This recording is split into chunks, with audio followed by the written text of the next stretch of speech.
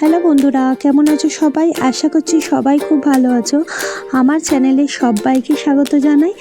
আজকের ঘরে বানিয়েছিলাম লুচি আর আলুর দম, যেমন বলা তেমন কাজ। শনিবার দিন আজকে রাতের বেলায় বানিয়েছিলাম লুচি আর আলুর দম। যেহেতু আমরা নিরামিষ খাই, তো সেই জন্য নিরামিষ আলুর দম করবো। আলুটা এখানে ভেজে নিচ্ছি। আচ্ছা, গোটা জিরে ফোড়ন দিলাম, একটা তেজপাতা, একটা শুকনো লঙ্কা, একটু নুন, একটু হলুদ দিয়ে এখন ভালো করে আলুটা এখন লাল লাল করে ভেজে নেব। তো চলুন এবার আদা আর কাঁচা লঙ্কাটা বেটে নিই। একটা বড় টমেটো দেবো। আজকের এই রান্নাটাতে পেঁয়াজ রসুন দেবো না।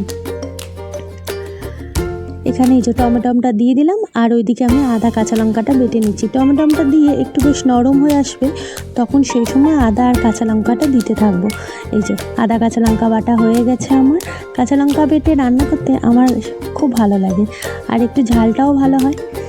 তো এখন দিয়ে দিচ্ছি ওই যে যা যা মশলাপাতিগুলো লাগে, একটু নুন, একটু হলুদ গুঁড়ো, একটু লঙ্কা গুঁড়ো, একটু জিরে গুঁড়ো, একটু ধনে গুঁড়ো দিয়ে এখন ভালো করে কষিয়ে নিচ্ছি।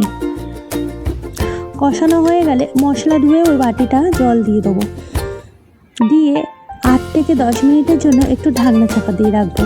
একটু ভালো করে তেলটা ছাড়ুক, তারপর জলটা দিচ্ছি। ভালো করে এখন কষিয়ে নিচ্ছি। তেলটা ছাড়লেই এবার জলটা দিয়ে দেবো। মশলা ধুয়ে জলটা দিয়ে দিলাম, দিয়ে আবার একটু ঢাকনা চাপা দিয়ে রাখি। আলুর দম করতে বসেছি, ফ্রিজটা খুলে দেখছি যা ধনে পাতাটা তো নেই। ধনে পাতাটা শেষ হয়ে গেছে, থাকলে তো দেবো, সে যে বাড়িতে নেই ধনে পাতা।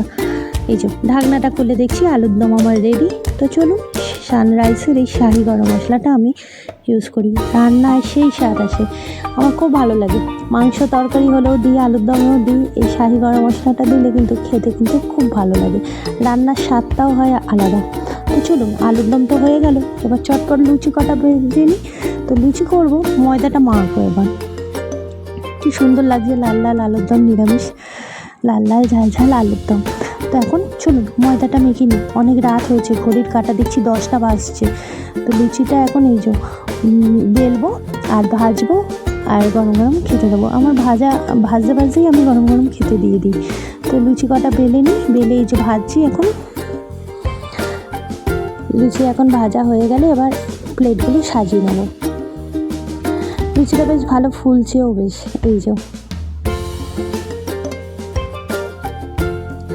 গরম গরম এরকম ফুলকো ফুলকো লুচি আর সাথে আলুর দম থাকলে খেতে সেই স্বাদ লাগে।